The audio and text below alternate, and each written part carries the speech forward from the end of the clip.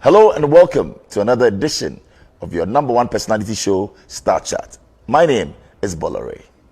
Life is a series of experiences, each one of which makes us bigger, even though sometimes it is hard to realize this.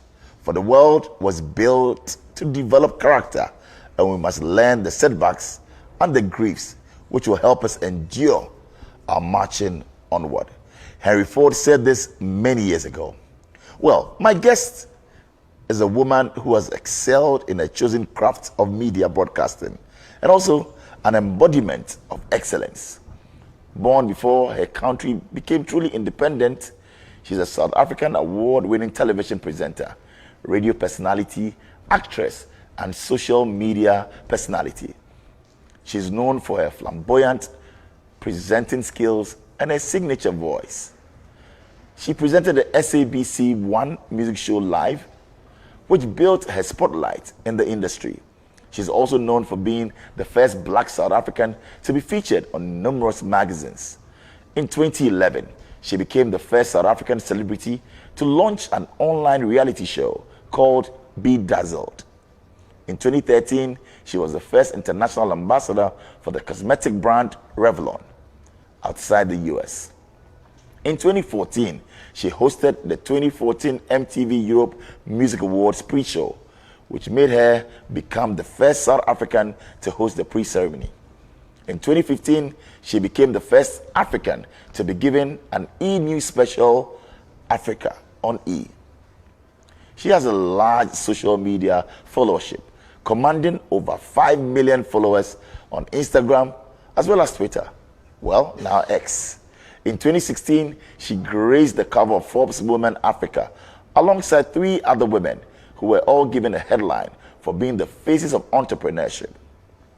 She released her book From A to B and premiered her own reality show, Being Bonang, both in 2017. In 2018, she was featured on the Power issue of GQ Essay for the September edition.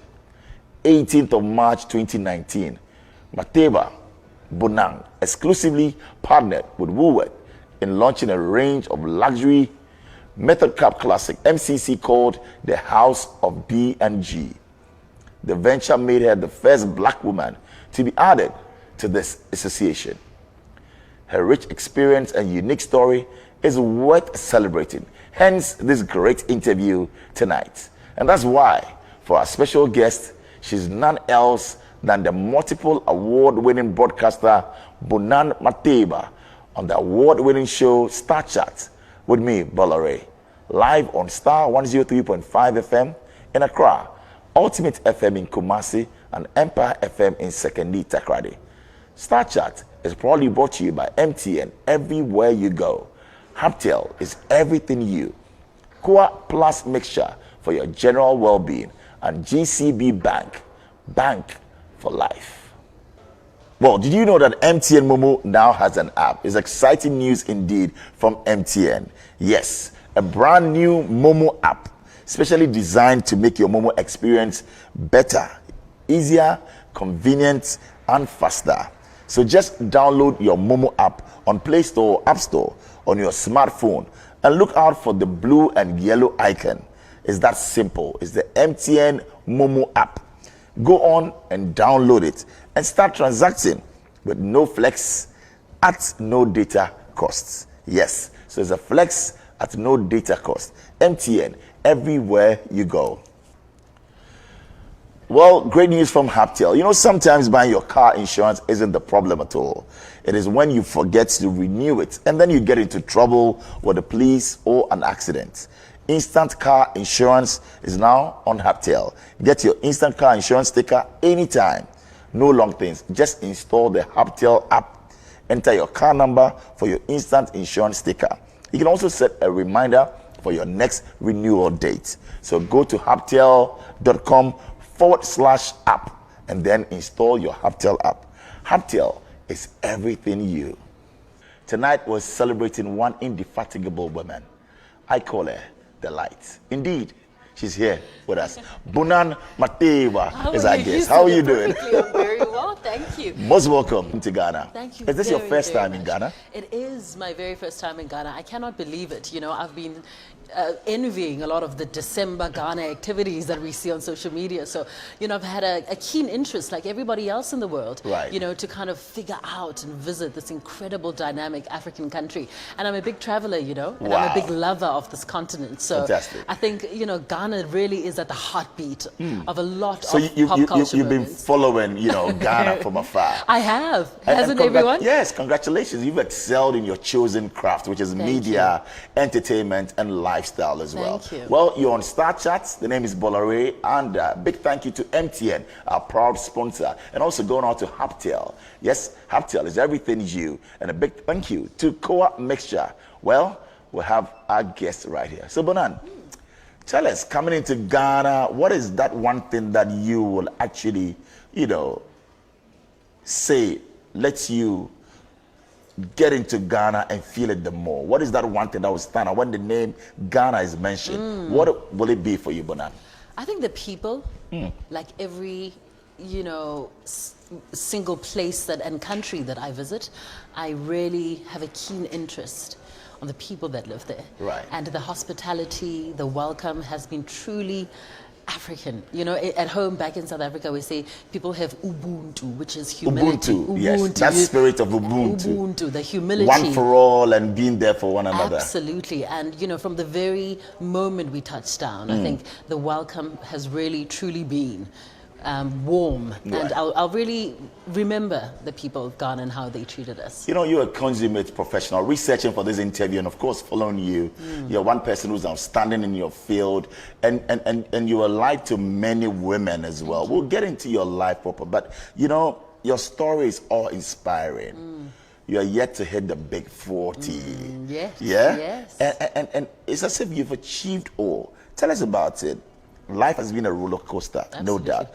How has it been for you, in your own words? Oh, I think it's a roller coaster for everybody. You know, there is not a single human being who has a manual when it comes to what life is. I think we're all just trying to figure it out. It's our first time here. And we're all just trying to really be happy or find a little bit of happiness or companionship or success or fulfillment in whatever way that it comes in. You know, so... yeah, I think for me, it would be the same thing. Do you feel fulfilled? Do I? Yes. Do I feel fulfilled? What does that mean? Do you feel fulfilled? You mentioned fulfillment. Oh, you that we all want to. fulfilled. Yeah, fulfilled. Right. Do you? I feel fulfilled when I'm doing my job. Okay. I feel fulfilled because I love my job. I feel fulfilled because of the inspiration and the energy it brings me and the inspiration that it reverberates towards other, you know, people, the joy that it brings to other people. I love my job because it just makes people so happy. And with it, I become so happy and I get to kind of experience it with people around me that I love. Do I feel fulfilled? I think I don't know if a human being can be fulfilled. That's another thing. Because really? We keep chasing after something, don't right. we? But I feel fulfilled at certain moments. I think that's what life is about, you know, ebbs and flows. But there are moments of fulfillment, especially when you have completed a successful event or completed a successful project or you've launched a successful brand. Right. I think the fulfillment comes in completion and in completing small little things as life goes. And talking about completion, I think that you are a complete woman, I dare say. And thank you, because you've achieved it all, you've seen it all, but you're still humble. That's humility, Yes. and I must praise you for that. It's a trait that a lot of women should pick up from you, that no matter how far you go and how you rise, you still have to keep in touch with the base, and you do that perfectly. So congratulations. Thank you very much. Now let's talk about your formative years, growing up during apartheid South Africa. How did you navigate your life to become what you are today, Bonang? You know, growing up I think I was very young when that was happening, you know, but post 1994, a lot of doors opened and obviously our country changed so much more. A lot of the opportunities, particularly into entertainment, were open to young black women. And I think I took the opportunity in kind of recognizing what I loved at a very young age. I think that was the advantage for me.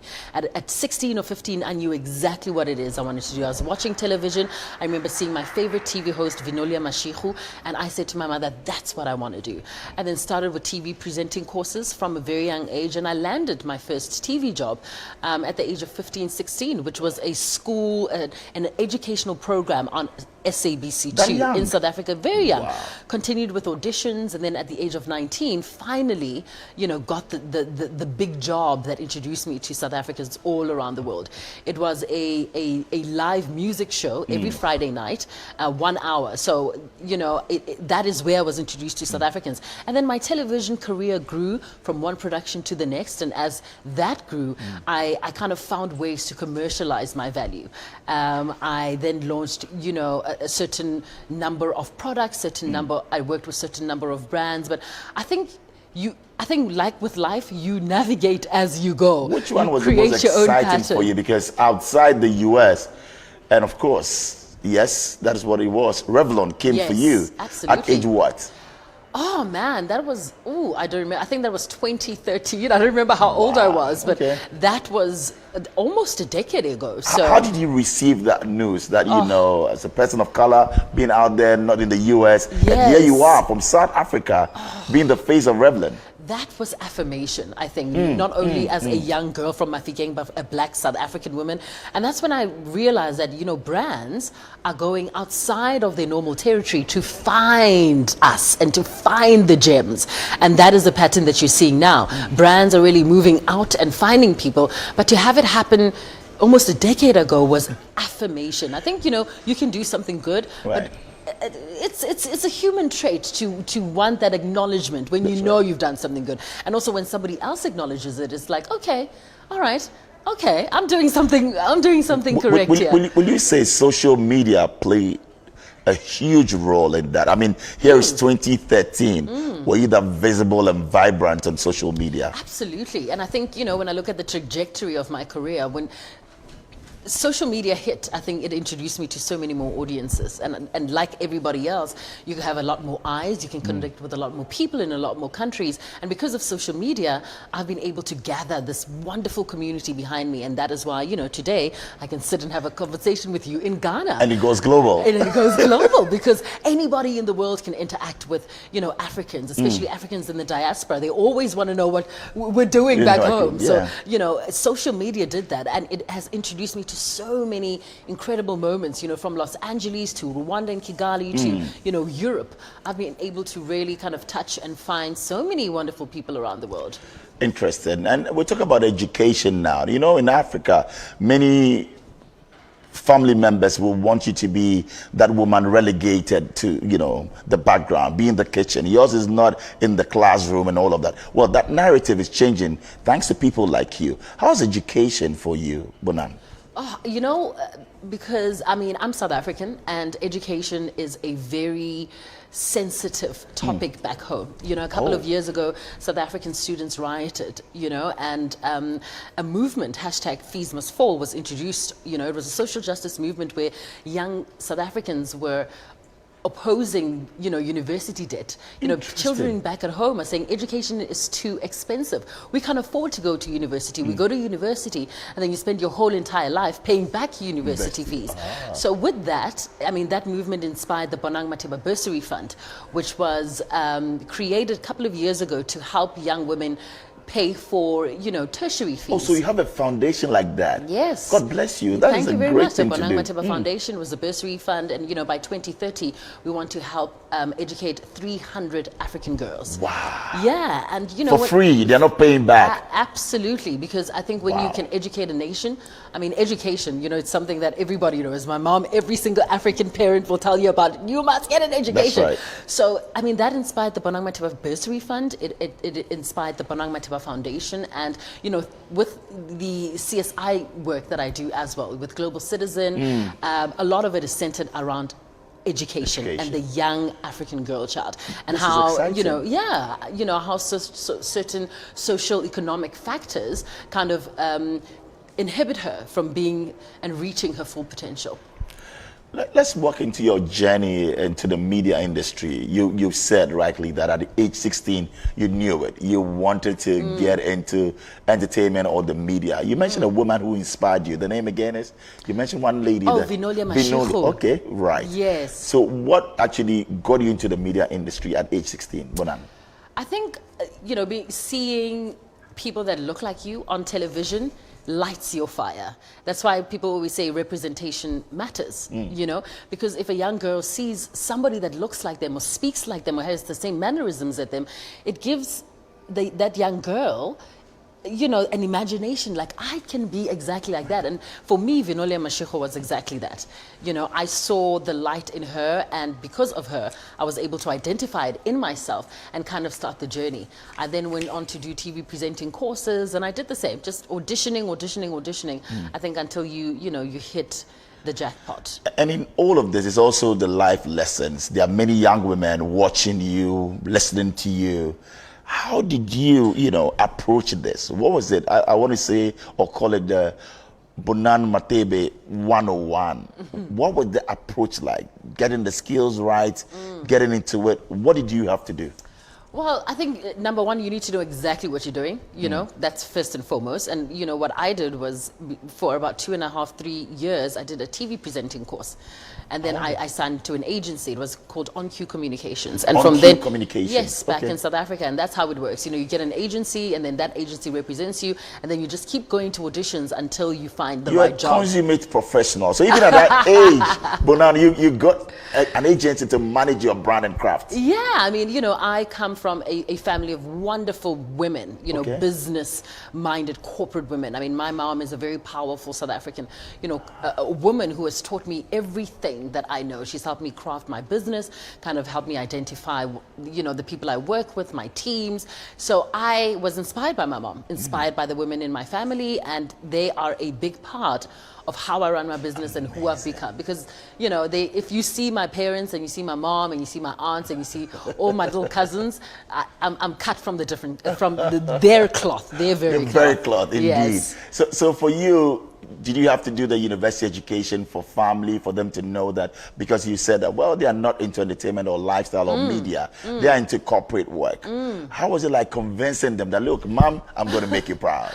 Yeah, because I, kind of had to leave university in third year, right in the middle of the third year. So, so you didn't just complete? Right at the end. No. Wow. And because I'd landed this job, and it was, catch 22. Are you going to continue? Are you going to get the dream job of your life? And I was like, let me take the risk, and I landed my dream job, and my life has been, a dream. Would you want to go back to university and get a degree? I will always encourage. When would that be? Do you still want to do that before 40? Absolutely.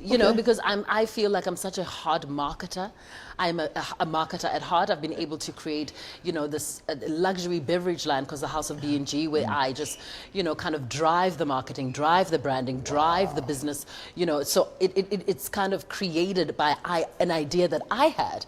So absolutely, I think, it can only make me better. I will always encourage Any regrets not completing your university education? Do you regret Yes, absolutely. Because I had like 1 semester left, but my mom always says, rings me about it, like, oh, you only had like 6 months, girl. What are you thinking? I'm like, it's one risk. I mean, it's the risk that I took. It has paid off, and convincing her, like you said, took a while. When she started kind of seeing the success behind it, and I started commercializing a little bit more on my name, that's when she was like, okay, maybe this girl knows what she's doing. Right. Interesting. So, I mean, yes. Does it pay? Are you bringing in the money, the needed, the desired money that family will say, okay, not a bad call after all? Yeah, I mean, does it pay to be in the media industry in Africa, in South Africa especially? I think it depends what you do and how you navigate it. I think if you are chasing money, you're going to have a very big problem. So how do you do? Because many people want to chase money, and then they feel, well, that will come, then they'll be successful. Others are also saying, live your passion, chase your dreams, work hard, and then the money will follow. Where do you stand? I stand in doing things that make me very, very happy. And I think with that, there's the catalyst to that is everything else. I found something that I loved, and I always tell people that I would present and host shows, even if I had to do it for free, only because I just love my job so much, and I'm so damn good at it. I love that. Damn good at that. So I think you know, when you look at my career, you know, traditionally, what I do professionally does not bring in a lot of money. So I had to find other ways, you know, collaborating with brands for a couple of years, and ultimately kind of launching my own, the House of B&G, and that at the end you would hope becomes a business that your children can live off of. I think that you should actually have a brand rep here in Ghana for your brand B&G. we'll talk about that. I think that there are great ladies in Ghana who would want to also represent you as ambassadors or country managers, and let's take the, you know, brand global. But let's stick to your brand as well. In 2011, research and I came across that you became the first South African celebrity to launch an online reality show called Be Dazzled. Yes. How did that happen in 2011? Because I was really frustrated, you know. I didn't have any way to kind of share a lot of the shenanigans that I get up to. So I wanted to share it with my fans. And I was like, okay, well, I can create a show and put it on YouTube. And I actually relaunched the show last year, and it's been a massive success. I mean, Be Dazzled. Yes. Okay. Each of the episodes is like, you know, has estimated kind of like 300, 400 views, so it's doing very, very well. Amazing. It has taken the interest of people around the world. I think my fans are going to watch this and be like, girl, we're waiting for episode 5, we're waiting for episode 6. So, you know, everything that I'm doing here and my travels are always included in that. But I was frustrated. I just wanted to share my life with my fans. And there you go, you had an instant hit. Absolutely. And from YouTube, it went on becoming on Mzansi Magic and DSTV. And then it was a 3-part documentary. So it grew into something quite massive. You're a true brand influencer. You live it. It's not just the talk. And I think that you should get into politics at some point in time. I should run for president. Do you have that idea? Do you nurture that ambition to become the president of South Africa one day? Because I think being a politician is a very difficult, selfless job. You think you're not cut for it? 6 a.m. to 6 p.m. I love to sleep, all right? And I love my privacy, and I don't like to be sworn at.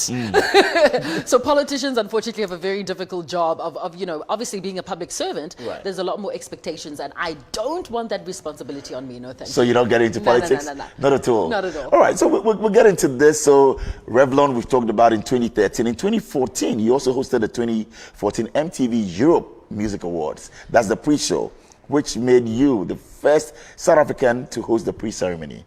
Walk us through that. I mean, 2015, you did that again, you know, on E! News Special. Africa on E!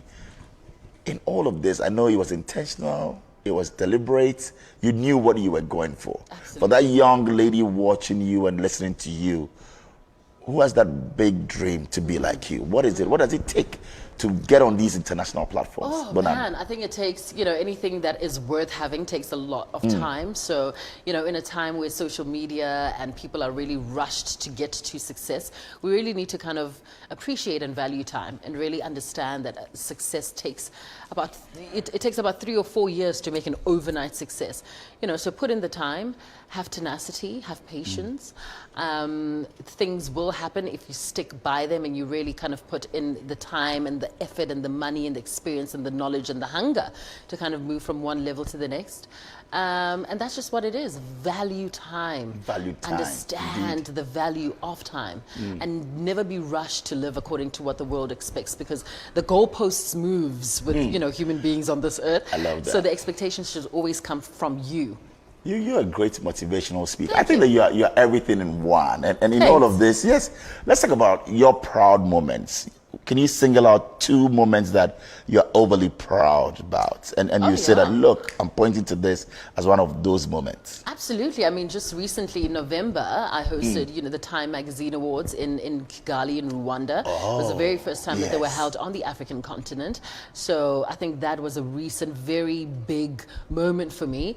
And also, you know, being in Paris Fashion Week last year, you know, L'Oreal, and kind of being part of that entire brand has been quite wonderful. So I think those are the ones that pop right in my head because they happened a couple of months ago. That's right. But there's so many more. I think, you know, as my company celebrates 5 years of being a luxury beverage company, the House of B&G has been a huge success. So launching that in 2018. Let's talk about your brand, House of B&G. So you own that? Yes. Okay. Walk us through that, the House of B&G, and where you're taking this brand. I think I really want it to be the first and the biggest kind of premium luxury alcohol brand in Africa, I see it being that, the number one. Wow. I think anybody that has, you know, a keen fascination with sparkling wines and will know how delicious ours tastes. It's a firm favorite back home in South Africa. It was one of the some first. bottles along anyway. It was one of the first true sparkling wines, you know, canned back in South Africa. It is a crowd favorite, you know, but also because it's something that I genuinely really love. The story behind B&G and how it came about kind of brings to life, you know, a brand that my fans have grew up with. So to be celebrating 5 years and, you know, to have taken it to where it is, it's going to be larger than life. I love that. You know, we've got new variants coming up. We've got some exciting collaborations that are coming up. So you will see it growing to become a very successful African brand that you know, many of us can be proud of. And of course, we want to be part of that successful, you know, story. So when it happens, how it happens, we want to be a part of it. So you know what to go for when you want a luxury bubbly. Absolutely. It has to be B&G from Bonang. Well, great news from Haptel. You know, sometimes buying your car insurance isn't the problem at all. It is when you forget to renew it and then you get into trouble with the police or an accident. Instant car insurance is now on Haptel. Get your instant car insurance sticker anytime. No long things. No long things. Just install the Haptel app. Enter your car number for your instant insurance sticker. You can also set a reminder for your next renewal date. So go to haptel.com/app and then install your Haptel app. Haptel is everything you. We'll be going for a short break. When we come back, a lot more. We're getting into your private life as well. We're talking about, you know, I've been told that you love tall African men. How true is that? We'll be right back.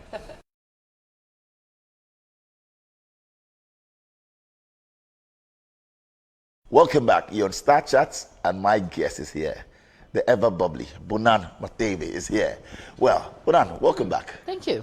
Let's talk about your preference, you know, of men. I read somewhere that you love tall, dark African men. Does that include Ghanaian men? Well, I am in a very happy relationship with a wonderful South African man who has been a great support in my life. So, yeah, he's brought a lot of color and I think a lot of inspiration and a lot of joy. I can see you're blushing talking about him. Yeah. Are we going to hear the wedding bells ring anytime soon? I don't know. Let's see. You know, but it's been a fascinating ride. I think to have companionship in life is very important. And to find your person is a moment to celebrate. How does that define you as a career woman, a strong African woman out there, loving what you do, very passionate, and being in a relationship? How does that pan out? I think is your man okay? Does it feel good to let you go and do your business? Yeah, absolutely. He's supportive, and I think you know, being with me is not obviously very easy. But I think also you have to choose somebody depending on where you are in life to support you in your passions. I think he knows that my job makes me the happiest, and you know, then you know, everybody is happy, Bonang's happy. So he's always very supportive of the dreams and my goals, how far I want to take my career.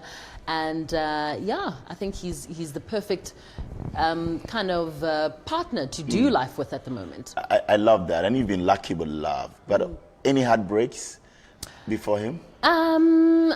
I think in my job, I've had a lot of heartbreaks. Not your love life? No. Okay. Well, good to know. And I'm happy because that drives your success. So happy to know that. But in going in all of this, what has been your biggest failure? Ooh, I think, you know, kind of overlooking a lot of things and trusting many people. I think those have been failures and a kind of failure in the judgment of character. Okay. I think, you know, you think you know somebody and then after figure out that, you know, they're not that. It's that. I think the failures comes in maybe sometimes trusting people too much, and that has led up to unfortunate incidents. So yeah, I think for me, you know, doing due diligence is very important. That is and deep. you know, being thorough and reading the fine print. I think that is the lesson that I've taken from a lot of my failures. Well said, Bonang. And let's talk about the continent of Africa. We're getting to our music. I know Afrobeats, Amapiano. We'll get into that debate. We'll settle jollof rice and all that debate. But the economy of Africa. I mean, you are there. You go out there. You MC programs. You actually moderate shows. Presidents coming together. African leaders. What is wrong with us? Many say we go cup in hand begging. We're going for donor aids, grants, and all of that. What is your take on all of that? Can Africa, because we have all the natural resources, the minerals and all of that, but still, people are saying we're not developing and we're the poorest. How does that make you feel? I mean, you wouldn't want anybody to speak ill of, your home. That's right. But I can only speak for my country because I'm South African, and I know, the main problem that we have there is youth unemployment. And if you're saying the youth is the future and they're not employed, how does our future look like? And that's very telling in terms of how much is being done, whether it's for the small economies of our many countries on the continent. To say maybe there is a disconnect with our leaders and the youth and what is actually happening. And also discipline. I think those are the two things that are missing. But, speaking from a South African perspective, the biggest problem is youth unemployment at the moment. So, yeah. It's a very heartbreaking future if you try to imagine what that means. If over 50% of the South African youth is unemployed, what does that mean? But we're in an important year. Our country's voting this year, so hopefully, we all do the right thing. We all do the right thing indeed. Of course, Ghana is also voting this year, so elections everywhere. As an entrepreneur and a female at that, what breaks your heart? There are many stories where you have people say, well, I set up a business, I want to employ the youth. They come in, they steal, they don't work, productivity is low. For you, what are the experiences like, Bonang? You mean experiences with working with the youth? Yeah, with the youth, and of course with people in general. As an entrepreneur, you set up a business, people will just run it down, they will not run it properly, they don't manage it well. How do you navigate that? I mean, you really cannot, and you can anticipate it, but you never know, and you never wish that would happen. Like I said, I've unfortunately have had instances in businesses where you've trusted people too much, and that has led to unfortunate circumstances. But I really don't know how to answer that, because each kind We just want to tap into your experiences as an entrepreneur, because I know you've invested heavily in the wine business you mentioned, movie industry and all of that. Maybe the experiences, the disappointments, maybe the good sides and all. Absolutely. I mean, I think everybody knows the history of my company, that 2 years ago, I had to fight for the rights for my company. Correct. Because there were many people who were trying to do a business takeover. And because of my family and my friends and my wonderful team of lawyers, I was able to, kind of fight for that and fight for the hard work that I'd put in. So for me, from an entrepreneurial point of view, that is something that a lot of entrepreneurs are going to have to deal with. People that are scathing, people that steal, people that are untruthful. And like I said earlier on, it is a matter of doing due diligence, reading the fine print and really being thorough. And from that, I think that is a lesson that I've taken away. But you cannot, you cannot anticipate it. It's going to happen to every entrepreneur. And our journeys are different. But I think it is about how the comeback is and whether you are really kind of invested in it to fight it through. You know? A strong comeback story you have. We'll be wrapping up shortly as we do all of this. But you've been in Ghana for a while. We'll talk about the reason why you're here, but how do you see this country? What do you enjoy about Ghana?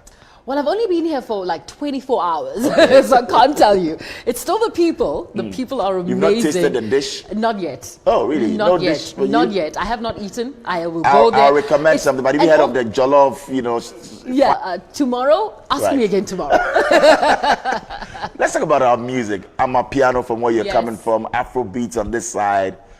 Where do you stand? I know you'll be biased, but I'm a music lover. I'm an OAP. For anybody that knows, I'm an on-air personality. I work in television and radio. I've had multiple, successful radio shows back home in South Africa with 4 million listeners, on Metro FM. It's like the biggest urban radio station back home. So I'm a big lover of music. I listen to music intently. I'm very interested in the knowledge behind the business of music. I've introduced a lot of my listeners to new music. I introduced my friends and family to new music. So I'm a deep lover of music in Music in general. So general, when you yeah. have to ask me about African yeah. music, I would every good music from I would Africa. say Amapiano has now influenced and infiltrated Afro beats. Okay. So, Interesting. so how can you pull the peel away from the orange? You understand what I'm saying? So what do I say to that? Do you not hear the influences You're of right. I agree. Amapiano in all the music that we listen to? Any Ghanaian acts that you know in terms of music? Sarkodie. Oh, Sarkodie. You know Sarkodie, right? Yeah, Okay. yeah. And I'm also a big lover of hip hop, particularly African hip hop. So I follow a lot of African, hip hop artists because my love is still there. Right. You guys are fighting over Amapiano and for Afrobeats. I'm like, bring us more hip hop. Where is it? Okay, so we'll get into that. You are here for one, historic moment as well, and Yes. great session. Tell us about it, Women of Valor, and you, the reason why you decided to be part of the second edition. Absolutely. I think, any project that is a great meeting ground for young, confident, like-minded, inspired, ambitious African women, where we can all sit down and network and speak about each other, share our stories, share our businesses, and grow each other's networks. I will always say yes to have the opportunity to speak, together with Rita and Sasha tomorrow, and to be invited by Nana. I think. I will always say yes. Where you're in a room with other powerful women, I will always say yes. Wow. Yeah. Fantastic. And it's been a great one, doing this with you, I must say, and inspiring many out there. So we're wrapping it up, but we have a mystery question. It's going to be our last question. We have a bowl that we will pass around. We just want you to pick one and just answer it for us. Oh my goodness. As we wrap it all up. I do not like surprises. Oh, all right. Do you want me to read it? Please read it out for us. Who is the greatest African leader in your eyes and why? Yes. I know what you say, but let me not preempt it. Just go ahead. Well, The greatest African leader of all time for you, in your opinion, will be who? Nelson Mandela. I knew that was coming. He has had such a big impact on a lot of South Africans. Him and many of his, peers. He has changed the world. He's taught us about forgiveness. He's given us freedom and democracy. He's the reason I'm able to have a successful job in entertainment. I was born in a country that supports young women, in various ways, that, gives you the opportunity to dream big, commercialize, launch companies. So I'm very, very grateful for that. But also he's instilled a lot of values, not only in South Africans, but a lot of people around the world. Isn't that great? It's been insightful sitting down with you and, of course, having this great session. Thank you very much, Bonang. Thank you. Such a pleasure hosting you. you, and continue to inspire many out there, men and women, Thank and we're you. solidly behind you. Thank and you when you so change your mind ever to actually become the president of South Africa one day, we'll be there to support you. Thank you very much. Thank you. Pleasure. Well, did you know that MTN Momo now has an app? It's exciting news indeed from MTN. Yes, a brand new Momo app, specially designed to make your Momo experience better, easier, convenient, and faster. So just download your Momo app on Play Store or App Store on your smartphone and look out for the blue and yellow icon. It's that simple. It's the MTN Momo app. Go on and download it and start transacting with no flex at no data costs. Yes, so it's a flex at no data cost. MTN, everywhere you go. Well, great news from Haptel. Sometimes buying your car insurance isn't the problem at all. It is when you forget to renew it and then you get into trouble with the police or an accident. Instant car insurance is now on Haptel. Get your instant car insurance sticker anytime. No long things. Just install the Haptel app. Enter your car number for your instant insurance sticker. You can also set a reminder for your next renewal date. So go to haptel.com/app and then install your Haptel app. Haptel is everything you. So it's been great coming your way, and yes, we have something interesting coming up right after this. Stay with us.